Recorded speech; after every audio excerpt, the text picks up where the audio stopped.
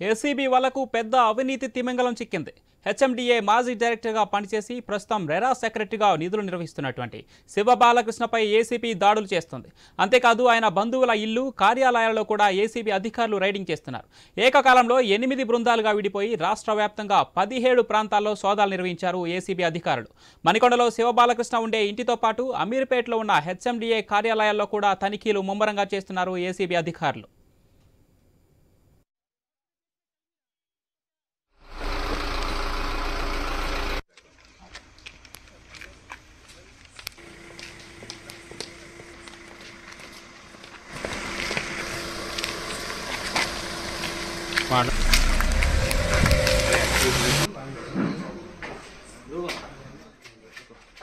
ACB joint director Sudhindra నేతృత్వంలో కొనసాగుతున్న ఈ దాడిలో నోట్ల కట్టలు, బంగారు గుట్టలు బయటపడుతున్నాయి.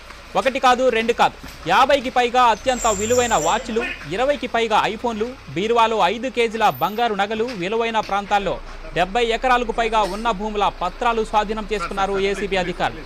శివ బాలకృష్ణ ఆస్తుల విలువ మార్కెట్ విలువ 20 కోట్లు అయితే అసలు విలువ సుమారు 100 కోట్లకు పైగానే ఉంటుందన్నది అంచనా. శివ బాలకృష్ణ కొన్ని కంపెనీల్లో పెట్టుబడులు కూడా పెట్టినట్లు సమాచారం.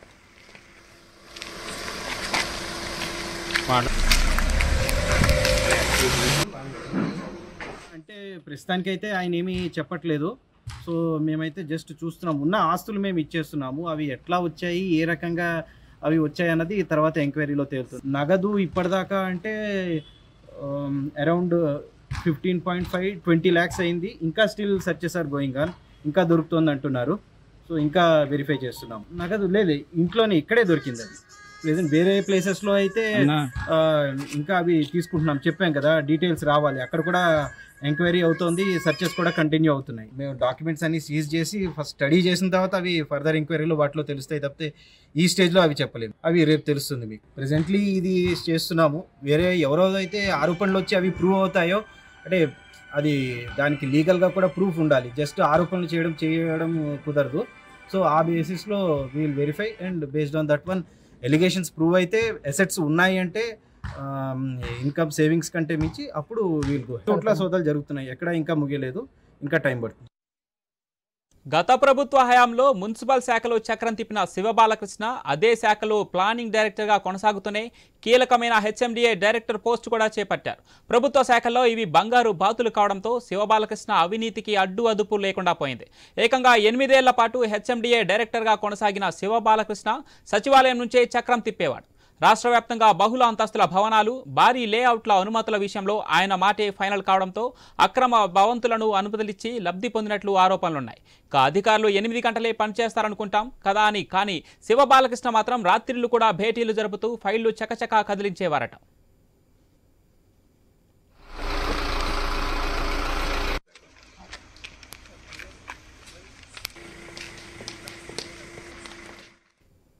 హెచ్ఎండిఏలో శంకర్పల్లి, శంషాబాద్, మేడ్చల్, గట్కేసర్ ఇలా 4 జోన్లు ఉండగా 2 జోన్లు ఒక డైరెక్టర్, మరో 2 జోన్లు ఇంకో డైరెక్టర్ చూసుకొని భవన నిర్మాణాలకు లేఅవుట్ అనుమతులు ఇవ్వాల్సి ఉంటుంది. కానీ గత ప్రభుత్వ హయాంలో శివ బాలకృష్ణ 4 జోన్లలో అన్ని తానే చక్రం తిప్పేవారు. అలా అధికారం చేతిలో పెట్టుకుని ముడుపులు తీసుకోవడం వల్లే శివ బాలకృష్ణ ఆస్తులు గుట్టలు గుట్టలుగా పెరిగాయన్నది ఏసీబీ దాడుల ద్వారా తెలుస్తోంది.